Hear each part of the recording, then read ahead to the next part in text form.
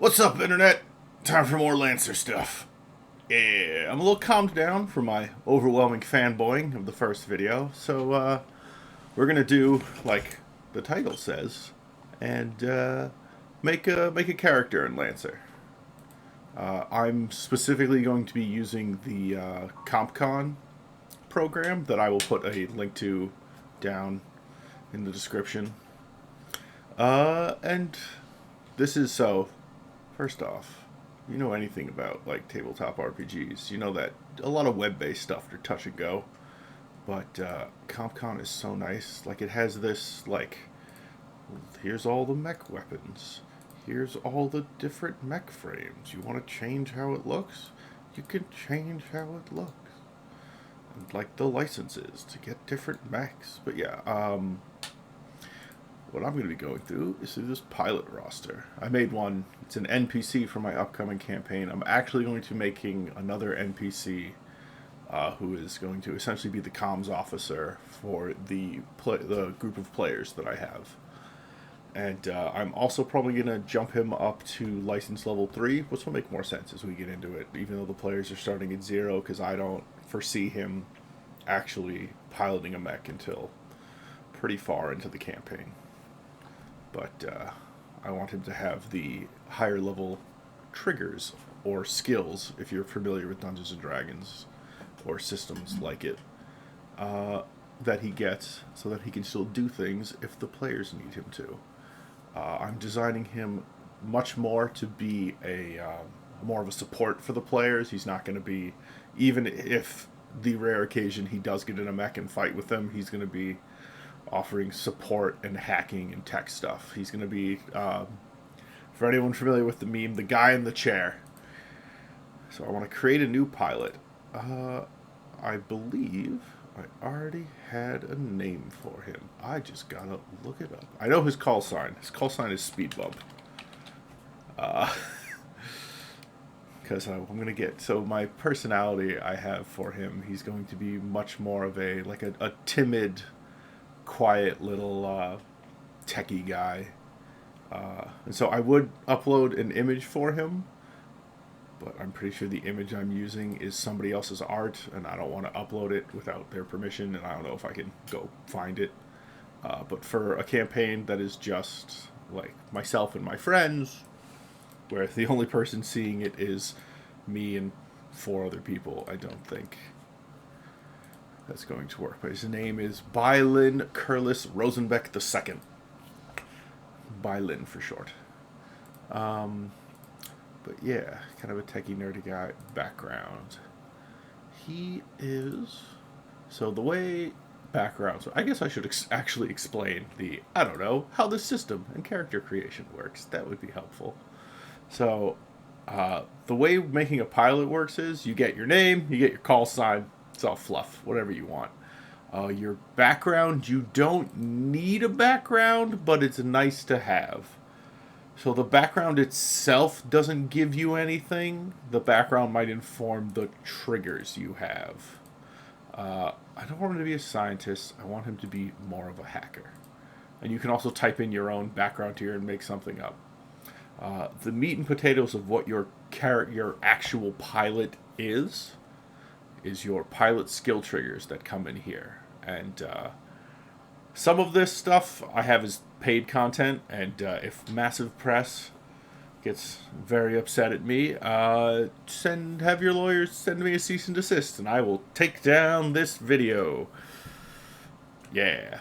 So skill triggers are very much operate like skills from D&D and other things of apply, except they have great names like apply fits to faces, which not gonna really work for a weak, timid hacker type dude. Same with like assault, blow something up, survive. I might take survive, take control, threaten. These are like aggressive use of force. These skillful things I might use, though he's not going to take somebody out. He's definitely going to be able to hack/fix. I would like him to be able to invent or create. I want to investigate. As a guy in the chair, you got to dig through the internet or the omninet, which exists everywhere simultaneously through blink space. And I would also like him to get a hold of something for my players. So the way these things work is when you make a new character, you get to pick 4 of them at tier 1, level 1. They only give +2.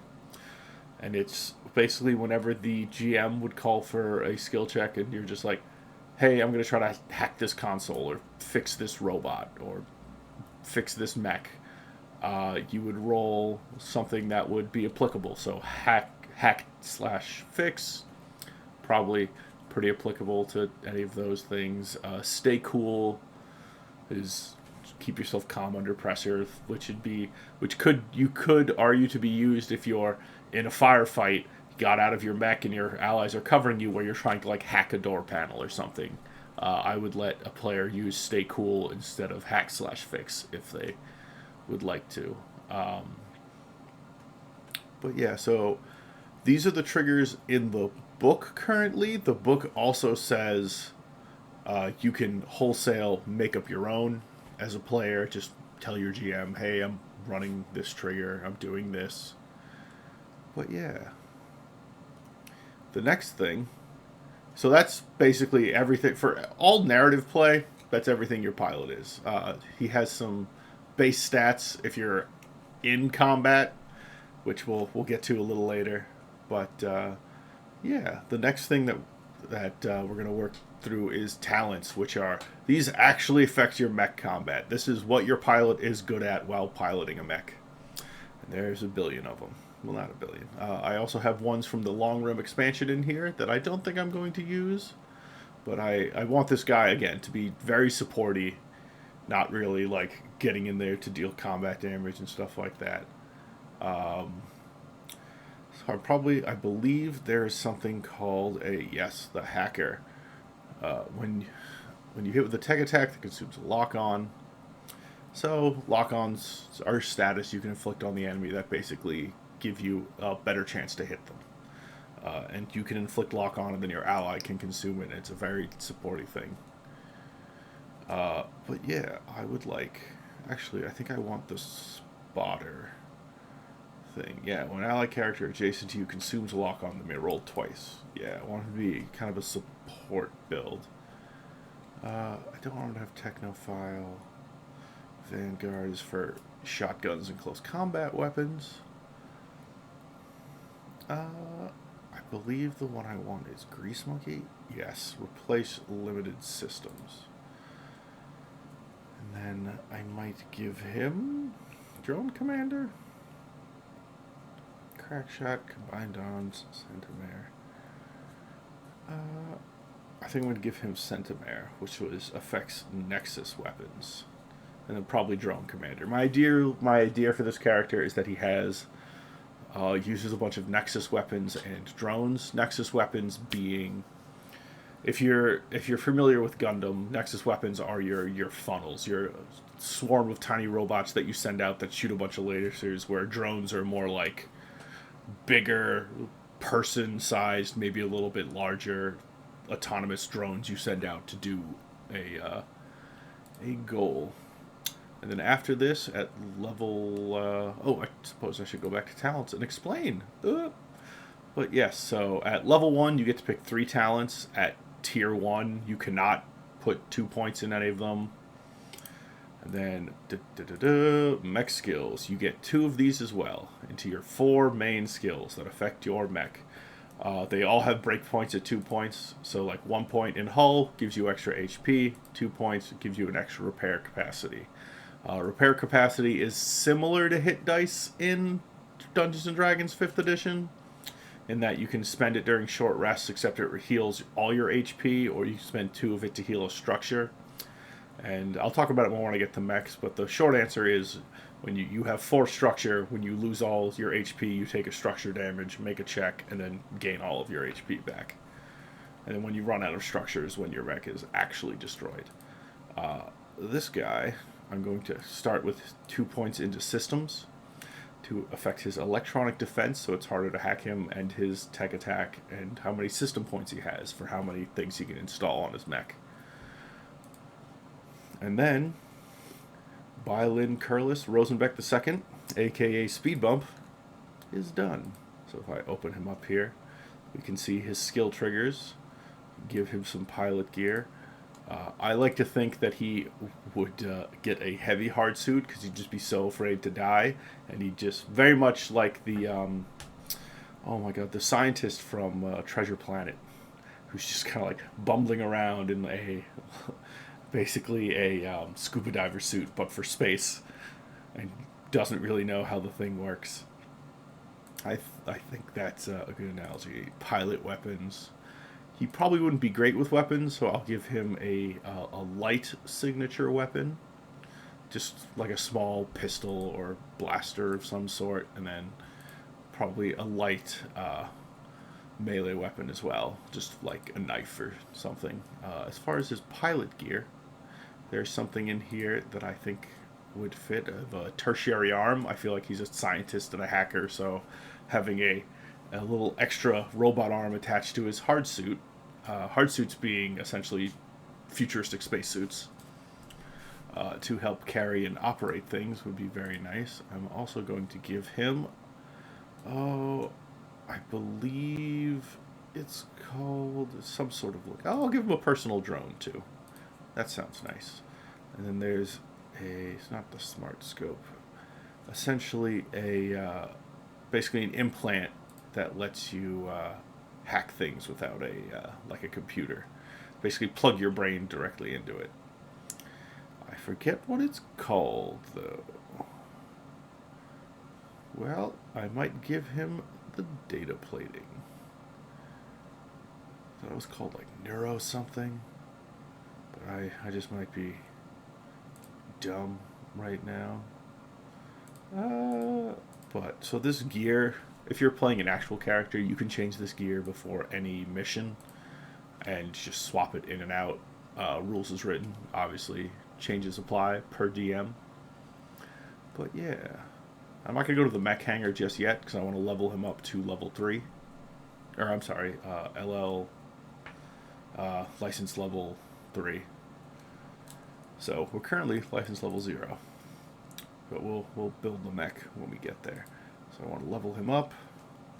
I get an extra pilot skill trigger, an extra talent, a mech skill upgrade. My grit improves, which grit is equal to your level divided by 2, which adds to like everything: your to hit roll, your HP, your saves, just a lot of everything.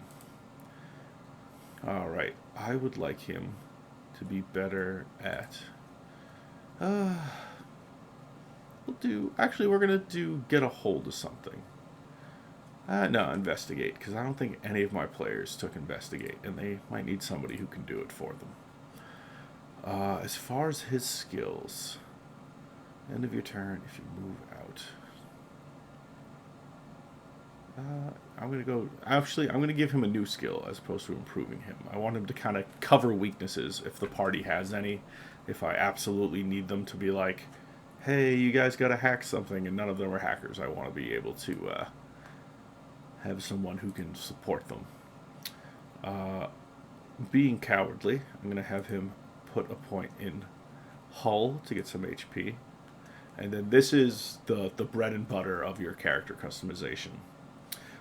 You get mech skills, which essentially every time you level up, you get a license you can put in a mech. And once you have 2 ranks in any mech, you actually get that frame. So, what mech do I debated having him be a Lancaster, but that's more like a support mech. You're basically a space trucker. But I like the idea that he's like a computer hacker and like a weak, timid, shy kid, and that Horus, which is this big, like, sketchy internet hacker collective, keeps sending him licenses that he's very nervous about using, so he'll use the systems from Horus, but he won't use any Horus mechs. He'll probably just mount it onto the Everest, which is the base mech that everybody starts with. But I'm probably going to have him take 1 level in Goblin, because this Horus system here upgrades his hacking ability, and I think it's very good. But there's plenty of other mechs and different designs of the 4 major companies. Each one kind of represents one of the 4 major skills. IPSN North Star represents your hull, and they have like beefy, kind of like beat up, like I want to say rust punk, but not kind of frames, which is personally my favorite kind of style is ISPN North Star. And then in the lore, they're generally good guys. They also have a mech that is basically power armor, and you are just the Doom Slayer, and you have a big F-off shotgun. SSC very much is your, like, if you like Japanese style mech designs, these are your fast, mobile, like gun platform mechs. They represent more agility. They're in lore. They're like sleek, personalized kind of designs. And if you want to use whatever mech frame, I as a GM would be fine if you're just like, yeah, I'm using a Duskwing, but it doesn't look like this. It looks like this other image or vision I have in my head. Yeah, they also have the Atlas, which is also their like power armor, and you're essentially a hunter from Attack on Titan. It's a tiny mech designed to fight giant mechs. Horus is your systems-based company, quote unquote. They're more of a hacking collective of decentralized cells, and they are hacking to the point where some of their mechs can kind of hack reality or time, like the Lich, and they're basically they're kind of like anonymous slash lulsec, if anyone remembers that from the old B 4chan days, crossed with like Lovecraftian like space entities or space consciousnesses. And then you have Harrison Armory, which represents engineering, and these are your like, they're very BattleTech designs and like Titanfall designs. Like the Genghis very much 100% looks like it could be straight out of Titanfall. Oh, speaking of designs, if you like Evangelion, I give you the Pegasus. But yeah, and they're a company made for profit. They're aggressively expansionist. They are, if you want a faction that's kind of like the Imperium from 40K, of like fascist and oppressive, Harrison Armory's probably the closest, but not super close. But yeah, back to what I was saying. I'm probably going to take a level in the Goblin to get some extra hacking bits. And then he doesn't get a core bonus. These you get every 3 levels, which is why I want to get him to level 3, or license level 3, so he gets his first core bonus. Update speed bump. Alright, we're going to level him twice more. So, investigate. Let's get him. I'm pretty sure I have 2 people who are going to be able to hack in my campaign, so I probably won't up hack anymore. We'll have him get another rank and get a hold of something, in case my players can't find something. Actually, I might give him a level in Word on the Streets, so he can kind of peruse the message boards and find information for my players. I might actually upgrade one of these now. Probably Spotter.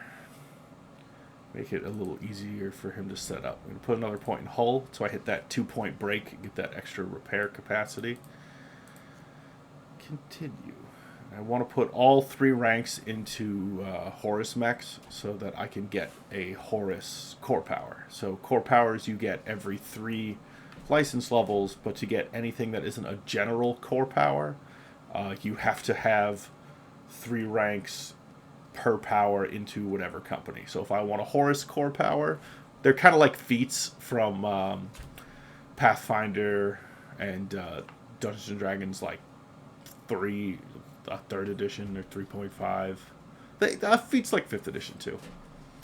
But so for every Horus power, I need 3 Horus licenses, which can be any combination of Horus mechs. But I'm actually going to get a second level in the Goblin here. And then I might grab the Gorgon, because I want the Sentinel drone, probably. Probably the Gorgon or the Hydra. Actually, no. I only want one level in Goblin. I want 2 levels in Hydra to get the extra Nexuses and the Tempest drone. No core bonus yet. Update. And then 1 more level. Boop. Let's give him another point of get a hold of something this time. And then I'm going to max out Spotter. And then I want to give him a little bit more engineering so his mech won't overheat quite as much. And then I will put 1 last point in the Hydra. If anyone wants to see what the Hydra looks like fully. So the Hydra frame, actually, when you unlock it, can like break itself apart into a bunch of different drones. And yeah, it's pretty cool. So let's get 2 levels in Hydra. Continue. And now I get my core bonus. So there are the general massive systems, which you can always take.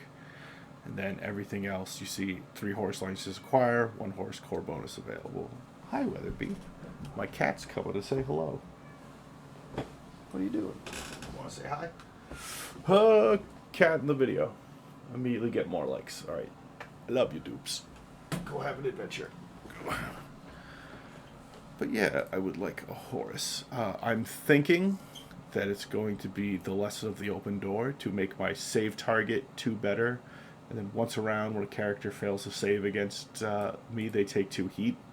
So save target, if you're familiar with Dungeons & Dragons, this is like your spell save DC, which you roll for a lot of hacking things when you hack other mechs. So probably going to have him grab that to make his hacks harder to resist. The other option that I was thinking about was potentially the Lesson of Disbelief, which is they get an accuracy. Read as you get to add an extra d6 on all systems checks and saves, so it's harder for him to be hacked. And he gets extra e-defense, which makes it even harder for him to be hacked as well. Which is the Lesson of the Hell. Start your turn. You may make a lock. This is the one that I want. Once per round as a reaction, at the start of any allied character's turn, you may make a lock-on tech action against any character within line of sight. This, I think, will help party and set up. I want him to basically buff the party. I don't want him to steal the show. I want him as an NPC to kind of highlight and make the players do what they do better. I think any NPC, especially a combat NPC, for just general knowledge of any role-playing game, should be not steal the show. They should make the players better at what they do. I'm a big fan of like support NPCs for player characters, but that's tailored to your campaign. If you're running a campaign for 2 people and they are playing like a support type build and like a defender tank type build, you probably need to make a support NPC that can kind of deal the damage that they wouldn't normally be able to do. But yeah, now that I have LL3, let's go down here to our mech hangar and add a new mech.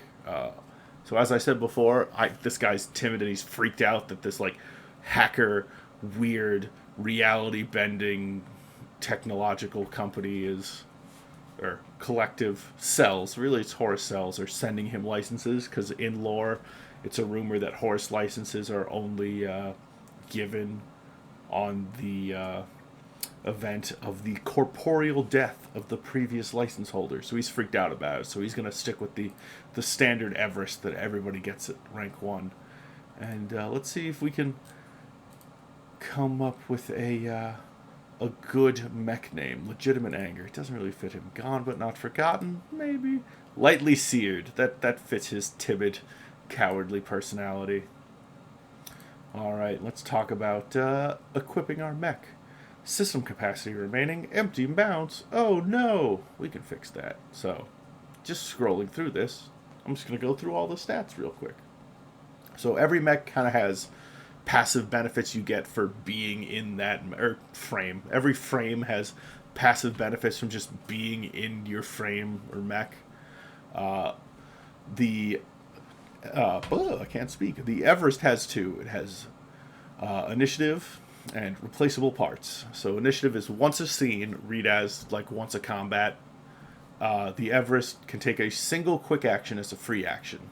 So quick actions are like firing one weapon mount, boosting, most hacking. So once a combat, he can do one of those as a quick action, which is really good. The Everest is like an all-comer frame. It can pretty much do anything. As far as like a starting frame, it's really good, and it's still good late game. It just isn't as specialized as some other mechs might be.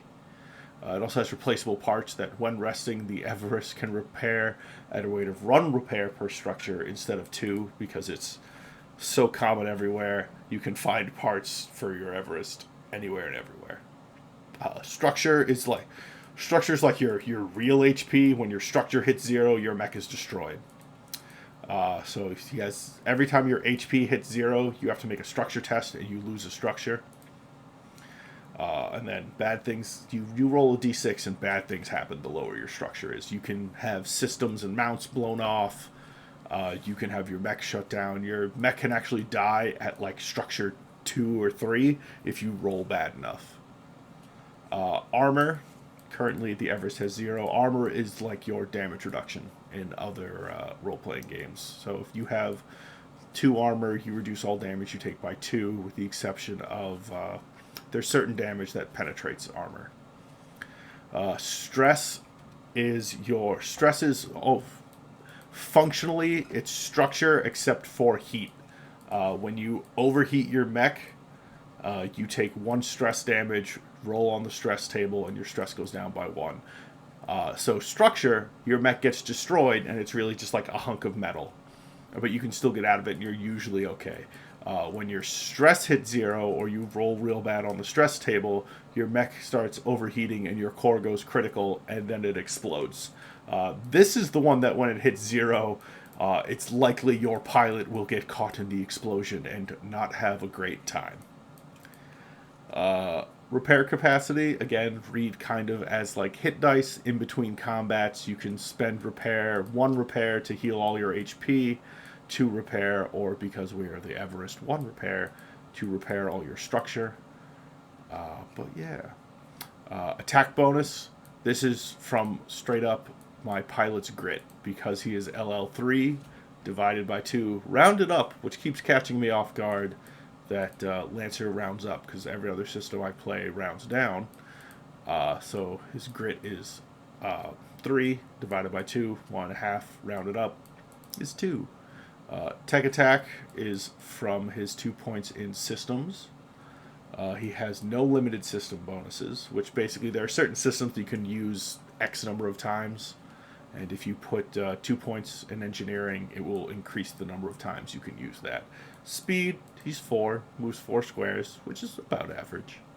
Evasion, which is basically your armor class, is 8, which is about average. Because most rolls are a D10, or not a D10, I'm sorry, a D20 plus modifiers, and your modifiers don't get very high.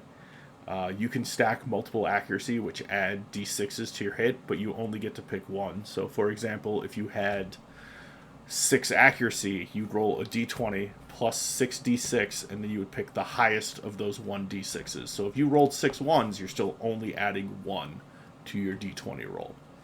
And then grit is the only... there's 1 or 2 other flat modifiers that you can get from like mech frames and everything, but really you're only adding your grit and then accuracy to whatever d20 roll, at least in combat. E-defense is basically his hacking armor, the passive. It's essentially read as like a firewall, so it is just how passively hard it is to get into your mech and get into the systems, whereas a system save is much more you like counter hacking and trying to cut them off in your system. Sensor range is basically the radar and the sensor systems of a mech. as long as something is in your sensor range and not hiding, you know where it is, even if it's like behind a building. Your radar picks it up as long as it's not hiding or invisible. And then save target, as I said a little earlier, is close to spell save DC if you're familiar with other role playing games. Every mech also has a core system, which is your like once a mission like super ability. And once a missions could be multiple sessions. It's basically when your mech gets like its full repair, you can get a core system back. But a full repair is like your like full rest, like you did your job, you went back to base, like it's a couple days before you get to do this again. So for the GMS Standard Pattern 1 Everest core system, you get the Hyperspec Fuel Injector. I love sci-fi names.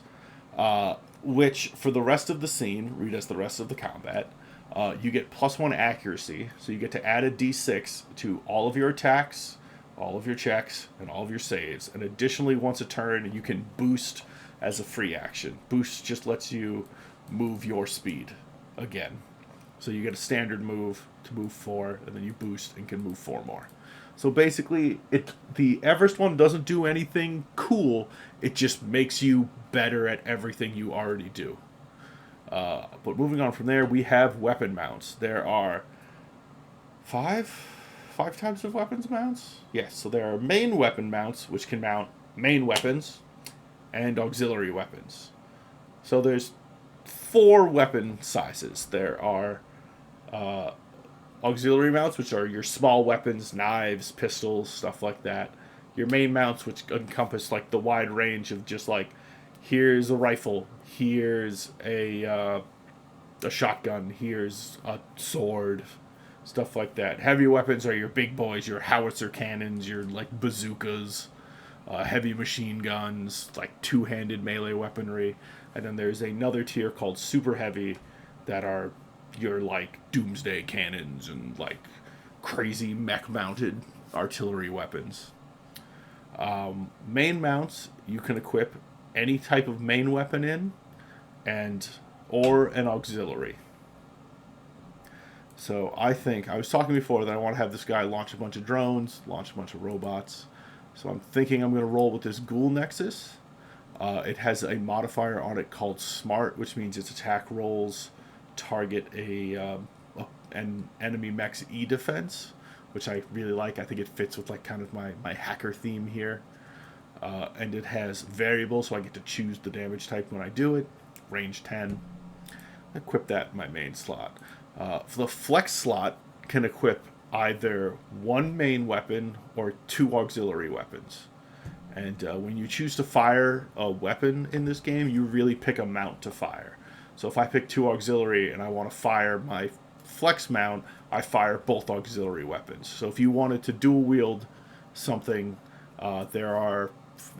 there's another mount called a main/flex mount that lets you equip a main and an auxiliary weapon.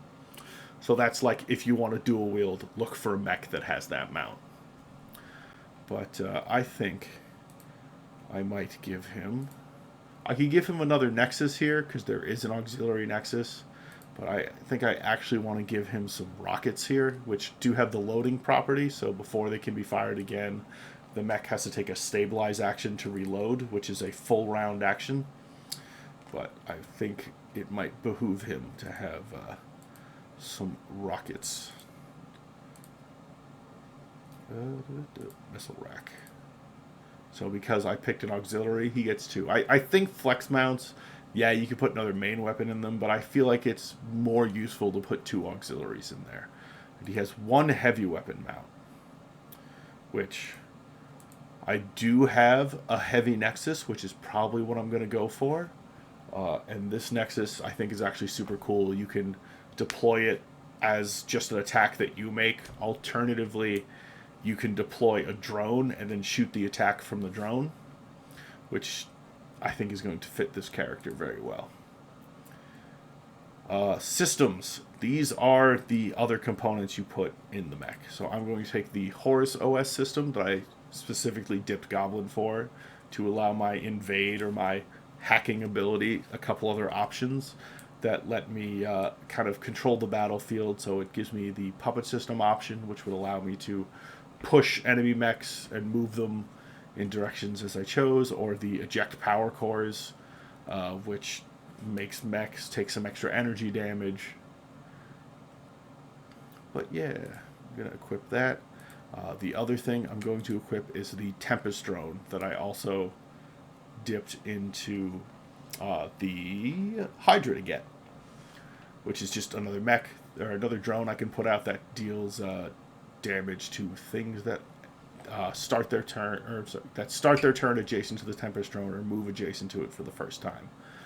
And so drones can't normally move unless you use your action to redeploy them, but there's a way you can move some drones with one of these systems I took, which is the Puppet Master system. You gain the Quick Tech option to guide the flock, where you can move any number of drones within your sensor range, including those belonging to other characters, up to 4 directions in any, or 4 spaces in any direction. Ooh, I can't read today. You also get the option to cause an electropulse. Characters of your choice within sensors adjacent to drones or deployables, even those they own, take 2 damage, which as a character that I want like throwing drones around, I think is going to be good, because at this point he's got the Tempest drone and he's got the Ghast Nexus that he can also deploy as a drone. I'm also going to take these turret drones, which are a base system, which plop down immovable turrets that gain the reaction once per round per turret.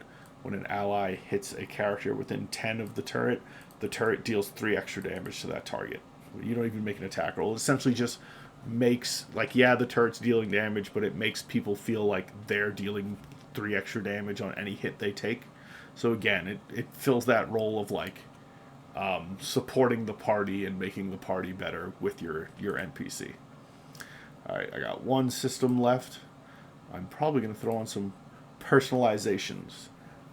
So this is very fluffy. If you just pick something that you put in your mech that's cool, whether it's a printer that makes heroically posed figures of yourself, just a tiny little 3D printer, or what I'm going to pick for speed bump here, it's probably going to be extra, just basically extra hard drives that he has in his mech and everything for all of his fan fiction and anime holovids that he watches, being a filthy nerd hacker that he is. And what that does is just gives 2 extra HP as far as game rules, and then the GM can give some loose, if you can justify it, the GM can give you 1 extra accuracy to skill checks if they think it might apply. So, and that is the end of my mech. Again, I would upload an image, but the images I have are other people's arts that I've pulled off of Pinterest and websites, and I don't want to post it without knowing who made it, and I don't know who made it. Also, the ability to add images to the collection is currently broken.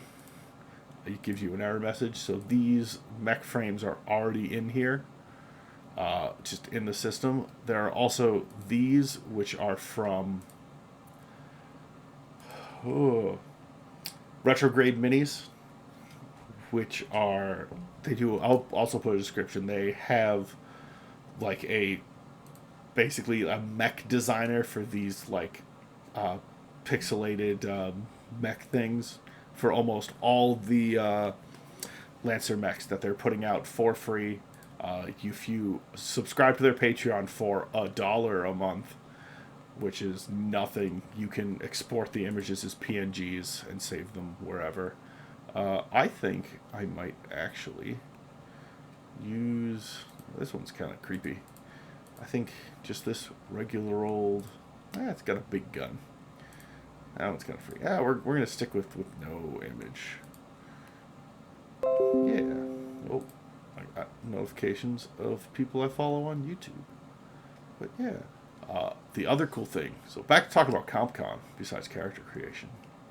It has this neat little power button down here that when you click, basically pulls up, your mech specs for combat here. So this is like everything I would need to know if my mech's in combat. How much structure they have, how much reactor they have, their hit points, their repair capacity, whether their core power is available, how many overcharge they use, so how much extra heat they take when they overcharge. If I have an overshield, my heat, my speed, my attack bonuses, all my weapons, my talents that affect my mech here, all my systems, and then also these little two double sideways carrots here, arrows, programming, whatever, have like my downtime activities that I could do, or I can enter combat and it brings up all the actions I can do. So I have a move, a full action, or 2 quick actions. I can overcharge for an extra quick action, my reactions, and my free actions. There are also some other actions I could take, like shut down, eject, or self-destruct. It's very good that eject and self-destruct are both quick actions, so that you can self-destruct and then eject. So I can have my character move 4. I can then have him boost to maybe get in range, and then maybe he only needs to use 2 extra of that boost. Then have him use a quick tech, and then maybe have him overcharge. Because it's the first time he's overcharging, he would only gain 1 heat. Which gives him another quick action, which maybe he would use to skirmish, to fire one of his weapons, and then maybe he overwatches at one point during the turn as a reaction. And then I would end his turn, and it brings all of this back up. So it's very easy to keep track of things your mech can do. I need to sneeze. Oh, I'm sorry. But yeah. This is the whole system, I think, is great. So you can end combat. If you took damage, I could use repair. Complete the mission. I think CompCon's a wonderful system. It's the best system I think I've ever seen, like, for a tabletop RPG, for keeping track of this. But so I'm going to run my campaign in Roll20, and I'm just going to have this up on my second screen of whatever I'm playing against.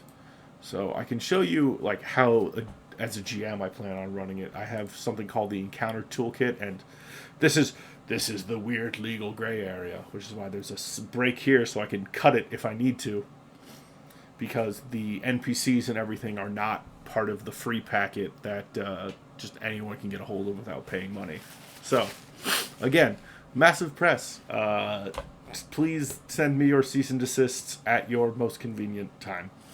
But yeah, so I have a couple NPCs here that I've already made. But essentially the way this works is I can add one of the like 20-something NPC classes, let's say a Bastion. Actually, we'll do an Assault, because they're like the base guys that just have like a rifle and a combat knife. And then if I say wanted the Assault to be more challenging, I can do a tier 2 for higher level PCs, or a tier 3. I can also add templates to it, such as like a commander. I can make it a remote piloted vehicle. I can make it a mercenary. I can make it what's called an ultra, which is your like big boss. They get to take 3 actions a turn.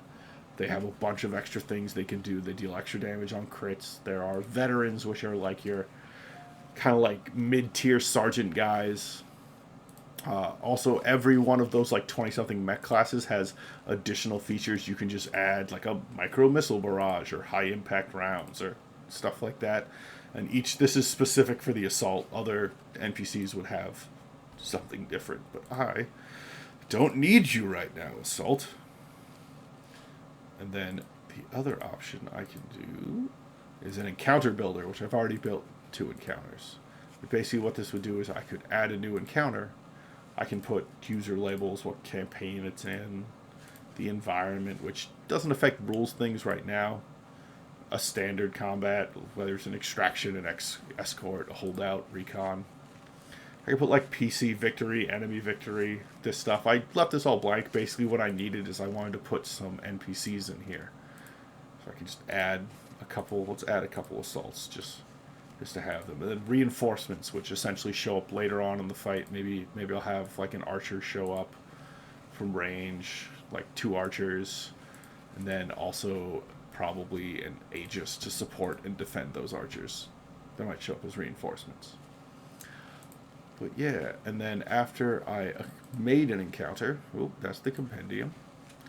Uh, there's this mission runner here, like a mission builder. So I have this protection detail mission that I'm going to run, and I can add the encounters I made straight here. So I have my HA assassins.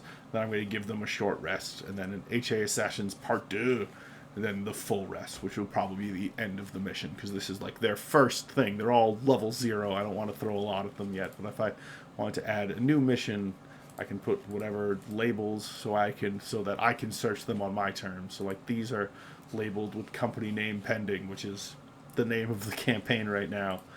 But so that if I make a bunch of things for company name pending, they'll all be in like a drop down that I can open and close. But the way this works is I can add an encounter, I can add that new encounter, then I can maybe add a rest and then another encounter there, which is very nice. And then from here you can go to the mission runner. I can go to this new mission, start mission. I can add PCs to this if I had their pilots, but no PCs have given me this. I have 2 NPCs that are going to be my campaign. So I mean, we can add a speed bump to this. So it very much shows like, here's speed bump of the initiative. Here's all of his stats that I as the GM can look at and change if I need to. Here's my assault that I can have move around, do what it needs to. It tells me that he still has his Overwatch here. And then if I have him use it and then end the round, it should come back. It didn't. Oh well, I'm still learning. But, so I don't have what the players have of where they can pull out the side menu and look at like all the actions. But I can keep track of like all of my mechs individually of like, oh, this guy took some damage, took some heat. This guy took a little less damage, took all the heat, maybe just like straight up died, used his move. All right, he can have him shoot with his assault rifle, this, that, the other thing. I can mark these weapons destroyed if they get destroyed in combat. It's very nice. And then I can be like, all right, I want to have my reinforcements come in. And let's just add these guys, add NPC to the encounter. And it just automatically pulls them in down here. And I can easily pop through and manage all this to the point where, again, in Roll20, I'm just putting tokens. I'm not filling out actual character sheets. And I have macros to roll whatever I need to roll to just have these guys do what they need to do. And I'm going to manage everything through here. So then I can end the round, I can complete the encounter, confirm, then I can give them a complete rest, confirm, and then I can come back here and get rid of, oh, that's the pilot roster. I can get rid of whatever encounters that I don't need anymore. But yeah, no, ComCon's great. Character creation's great. This character creation thing got a little sidetracked as I went into the mission runner. So I'll probably have to mention that in the video title. But yeah, I love ComCon. I'm so excited to play Lancer. The first session that I'm running is Monday the looking at the calendar, Monday the 24th of August. So I'm probably going to stream it at my Twitch account, which is twitch.tv/Keysby_the_rascal. I'll have a link down in the description for that. The VOD will probably end up on this channel eventually, probably after a couple days. But yeah, like and subscribe, I guess. But yeah, hold on, let me get back to just you and me, internet, hanging out, gazing into each other's eyes. But yeah, I'm pumped for Lancer, so you should be too. Stay tuned here. Maybe I'll talk more about, maybe I'll go through each mech at some point and talk about how dope they are. But yeah, I don't know. So have a good one, internet.